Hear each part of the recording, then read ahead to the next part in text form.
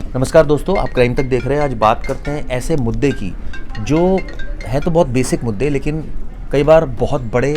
Crime जो है उससे जनरेट हो जाता है। दिल्ली में हाल ही में, साउथ दिल्ली में एक इन्फॉर्मेशन मिली कि एक पर्टिकुलर इलाका है कोटला मुबारकपुर, वहाँ पर शराब जो है वो खुले में चल रही है। एक वहाँ सरदार जी जिन्होंने वीडियो बनाई और उनके दोस्तों ने बनाई और पुलिस को दे दी। एक्शन भी हुआ, उसमें कई मुकदमे दर्ज हुए एक्साइज एक्ट के, इसके अलावा कार्रवाई और हो रही है। लेकिन ये जो समस्या है खुले में शराब पीना, जो पुलिसिंग सड़क पर नज़र आती है सुनील भाई, जहाँ पर हम कहते हैं ना कि आपके थाने में क्या चल रहा है भाई, थाने में अगर खुले में शराब चल रही है कहीं किसी जगह पर, या बदमाशी हो रही है, गोलियां चल रही हैं कुछ पर्टिकुलर जगह पर, या डार्क स्पॉट्स हैं पर्टिकुलर जगह पर, या फिर सट्टा चल रहा है, तो ये ऐसी चीज़ें हैं जो क्राइम को जनरेट करती हैं। ये अभी तो छोटी लगती है, लेकिन जब कोई इंसिडेंट हो जाता है तो उसकी जड़ में आती है कि भैया ये यहाँ शराबबाजी हो रही थी, आपस में लड़ाई कर ली और उसके बाद जो है ये गोलियां चल गई, उसके बाद वॉटेवर। और इसकी आड़ में ये भी चीज़ जुड़ी हुई है, जो दिल्ली में बहुत इलीगल जो वेपन्स आ जाते हैं, जिसकी वजह से लोग, इनके पास वेपन होते हैं, वो इलीगल वेपन है। और ये समस्या बहुत पुरानी है दिल्ली में कि इलीगल वेपन की है, ये अलग कहानी कभी हम सुनाएंगे। तो कहने का मतलब है ये जो 3 बेसिक चीज़ें हैं जिसको लेकर आपने नोएडा इतना टाइम से कवर किया है, हमने दिल्ली भी कवर किया और दूसरी जगह भी गए। पुलिस का जो सबसे मेन कंसर्न होना चाहिए, वही कंसर्न पुलिस के लिए सबसे लीस्ट प्रायोरिटी में होता है।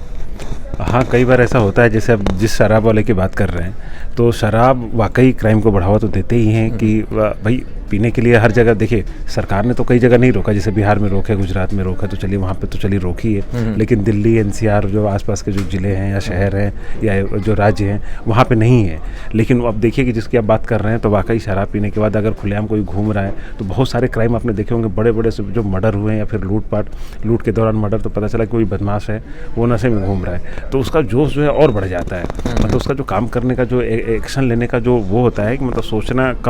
सोचना उस पर कम करता है और निगेटिव चीज़ों पे ज़्यादा उसका फोकस चला जाता है और फिर वो क्राइम को अंजाम दे देता है। बहुत सारे रेप की घटनाएं आप देखते हैं कि जितने भी केसेस देखे हैं, मैक्सिमम में वही चीज़ें निकली हैं कि ये लोग नशे में थे। और कंझावला केस आप देख लीजिए, नशे में जाते हैं और उसको पूरा रोकते हुए लेके चले जाते हैं, तो वो क्या चीज़ था? वो भी एक तरह का ऐसा ही केस था कि गाड़ी में वो लोग बैठ के शराब पीते हैं, घूमते हुए शराब पीते हैं और जाके इस तरह का क्राइम करते हैं। हो सकता है कि वो अगर नशे में ना होते तो शायद ये घटना नहीं होती। तो वाकई ये बात बिल्कुल सही है कि ठीक है, अगर सरकार ने आपको परमिशन दी है कि आप शराब खरीदिए, आप शराब पीजिए,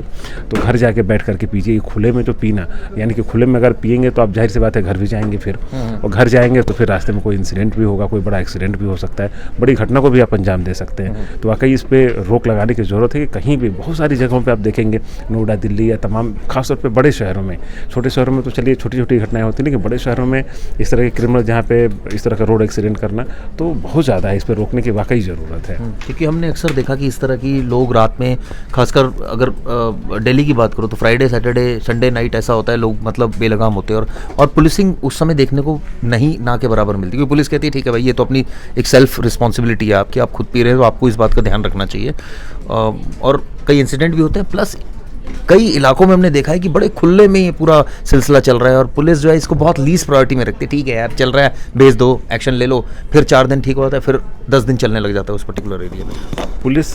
कई बार देखिए, कई बार एक्शन तो लेते हैं, कई बार उनकी मजबूरी भी हो जाती है कि मान लीजिए कहीं और ड्यूटी लग गई है, कहीं और चीज़ें लग गई हैं, तो इसका लोग फ़ायदा भी उठाते हैं। और कई जगह दूसरा भी तरीका होता है कि कई जगह पुलिस जानबूझ के वो कराती है, उसके बदले उनसे ज़्यादा पैसे लेती है। आप देखेंगे जो शराब के ठेके होते हैं उसके आसपास इस तरह की जो दुकानें होती हैं, तो वो क्या करेंगे, जिसको चखना कहते हैं, तो चखना के नाम पे जो दुकानें खुली रहती हैं वहीं पे परमिशन दे देंगे, भाई यहीं पे पी लो, हमारे पास तो पुलिस का परमिशन है, मतलब इलीगल वाला परमिशन कि हाँ भाई 100 रुपये देने होते हैं मान लीजिए महीने का, तो वहाँ से 5000 रुपये दे देंगे, भाई वो ज़्यादा कमाई हो रही तो ज़्यादा पैसे देते हैं। तो पुलिस भी इस चीज़ को करती है, तो वो भी कहीं ना कहीं अपना फ़ायदा उठाते हैं, पैसे मिलते हैं तो इस चीज़ को बढ़ावा दिया जाता है। अदरवाइज अगर वाकई पुलिस चाह जाए तो एक दिन भी नहीं ऐसा होगा, मतलब आप चाहे ड्यूटी यहाँ हो चाहे कहीं हो, लेकिन पुलिस चाह जाए तो एक दिन से ज़्यादा कभी वहाँ पर दुकानें इससे नहीं लग सकती हैं। इस तरह से लोग खड़े होकर के शराब नहीं पी सकते, बिल्कुल ये बात सच है। लेकिन कई बार ऐसी चीज़ें देखने को मिल रही हैं। अब वही है कि कोई वीडियो बना करके ट्वीट करता है, सोशल मीडिया पे डालता है, या फिर किसी मीडिया के जरिए वो चीज़ें बाहर आती है,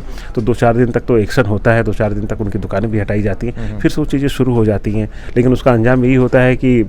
खासतौर पर हम तो ये कहते हैं कि जो परिवार परिवार के लोग हैं वो भी इस चीज़ को थोड़ा सा, मान लें कि कोई घर आता होगा, जाहिर सी बात है घर तो आएगा ही, तो उनको समझाए, घर वाले भी समझाएं कि भाई इस तरह से रास्ते में करके नहीं जाओ, अपने घर पे आओ, पियो खाओ मौज करो, घर पे रहो, लेकिन बाहर जाओगे तो कभी ना कभी या उनके साथ भी हादसा हो सकता है या फिर वो किसी और को हादसे का शिकार बना सकते हैं, क्योंकि अब होली भी दोनों आ में रही है, खतरा है। होली आ रही है, ऐसे में बहुत ज़्यादा कंजम्पशन होती है लिकर की और लोग तो सुबह से ही पीना शुरू कर देते हैं। तो ऐसे में दिल्ली पुलिस की विशेष ड्राइव चलती है और दूसरे राज्यों की भी चलती है, नोएडा पुलिस की, यूपी पुलिस में, गाज़ियाबाद पुलिस की ले लें। लेकिन सवाल ये उठता है कि जब इस तरह के इंसिडेंट होते हैं तो ऑब्वियसली पुलिस कुछ दिन सख्ती ज़रूर दिखाती है। खासकर अगर मैं बात करूं इसकी आड़ में जो और चीज़ें होती है, इलीगल एक्टिविटीज़ लाइक सट्टा चल रहा है कई इलाकों में, इस तरह की तमाम खबरें हमारे पास आती है कि स्मैक बिक रही है, इस पर्टिकुलर एक कम्युनिटी के लोग जो है वो बेच रहे हैं स्मैक। आपने भी अक्सर सुना होगा इस इलाके में, बिल्कुल बिल्कुल, लेकिन उसके बावजूद और वही वही लोग क्राइम करते हैं फिर बाद में, क्राइम तो करते ही हैं। और लेकिन ज़्यादातर केस में ये भी जान लीजिए कि कोई ऐसी जगह नहीं होती है जिसके बारे में पुलिस को पता ना हो, ये बात बिल्कुल फैक्ट है। अब बिना,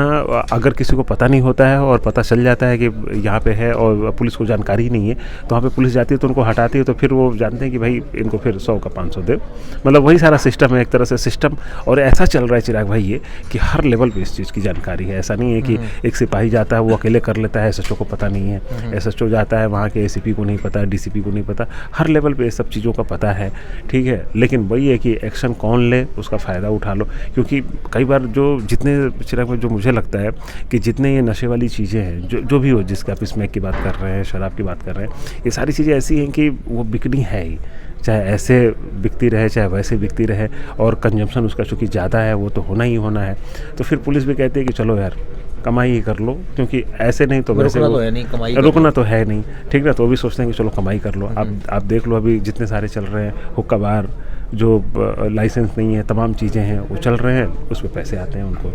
वो ऐसे स्पा सेंटर हो गए, अभी ओयो होटल में अभी आपने हाल में देखा, अभी नोएडा पुलिस ने कल ही बल्कि छापेमारी की, वहाँ से बहुत सारे सेक्स रैकेट की चीज़ें चल रही थी। तो कई जगहों से उनके पैसे भी बंधे होते हैं, कई जगहों से ये चीज़ें नहीं चलती हैं तो गिरफ्तारी भी हो जाती है। लेकिन हाँ, इसको रोके जाने की ज़रूरत है इन चीज़ों को। एक चीज़ और भी इसमें निकल कर आ रही है सामने, जो लोग अक्सर मामूली झगड़ा होता है, आप देखते होंगे फायर हो गया, गोली चल गई,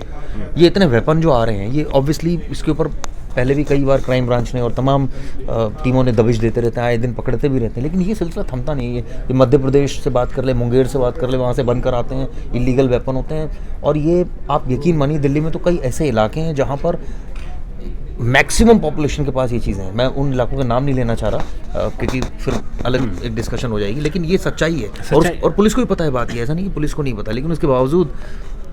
कुछ कार्रवाई होती है। हाँ बिल्कुल, अब देखिए ना कि बहुत सारे केस में जो मुंगेर, अब पता है मुंगेर के जो वेपन हैं वो इतने बढ़िया क्वालिटी के बनाए जा रहे हैं कि मतलब उस पर ऑटोमेटिक पिस्टल और तमाम जो बाहर से पिस्टल आ रहे हैं वो फेल हो जा रहे हैं, मतलब इतनी अच्छी क्वालिटी के। पहले ये होता था कि वो तमंचा बनाते थे तो वो कई बार फट जाते थे तो वो बड़ा नुकसान हो जाता था, लेकिन अब उनकी क्वालिटी इतनी इंप्रूव हो गई है कि कई बार जो 9mm की पिस्टल जो सिर्फ पुलिस के पास होती है वैसी पिस्टल बना के दे रहे हैं। पुलिस वाले भी हैरान हो जा रहे हैं कि यार ये वहीं से बन के आ रही है, तो उस पर नहीं एक्शन हो रहा है। और उसकी चूँकि डिमांड इतनी ज़्यादा नहीं,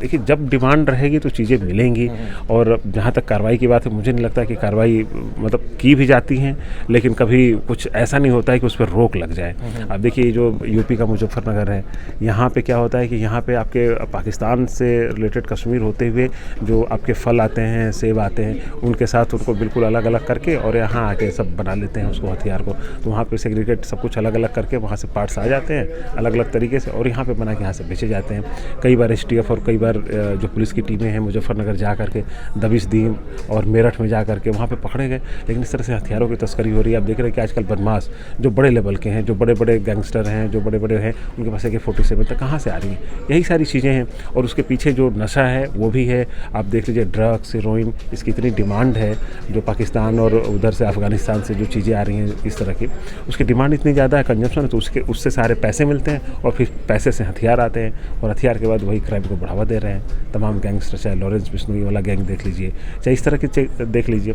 बहुत सारे गैंगस्टर में तो ये बात भी सामने आई थी कि तो उसको तो बाहर से भी सपोर्ट है। बिल्कुल सपोर्ट है, बिल्कुल है। देखिए बिना उसके सपोर्ट के काम ही नहीं चल सकता ना, क्योंकि आप इतने बड़े लेवल पे आप सोचिए कि जिस गैंगस्टर से पुलिस भी एक तरह से डरती हो, इनडायरेक्टली बहुत सारे पुलिस वाले आप तो ज़्यादा जानते हैं कि मुझे लगता है कि बहुत कम ही लोग पुलिस में ऐसे होंगे जो उससे नहीं खौफ खाते होंगे। ज़्यादातर लोग खौफ खाते हैं। तो देखिए कि ऐसे बदमाश का तमाम तरीके से पता चलता है, एनकाउंटर हो गया इस ऐसे बदमाशों का कभी एनकाउंटर के बारे में सुना है जो इस लेवल के हैं? हिम्मत ही नहीं है पुलिस को। जानते हैं कि अगर गलती से भी हुआ तो उसके जो साथी, उसके जो सोशल मीडिया के जरिए जितने सारे छोटे छोटे जो गैंगस्टर हैं, बदमाश हैं, उनके परिवार को छोड़ेंगे ही नहीं। तो उनकी भी अपनी मजबूरी होती है कि भाई हम अपने परिवार को भी बचाना है और बदमाश को भी देखना है, तो कैसे करें? तो ये भी एक मजबूरी है। चलिए, तो हमने डिस्कस किया किस तरह से जो छोटे छोटे क्राइम हैं अगर इन पर कंट्रोल किया जाएगा तो निश्चित रूप से बहुत इफेक्टिव पुलिसिंग होगी। हालांकि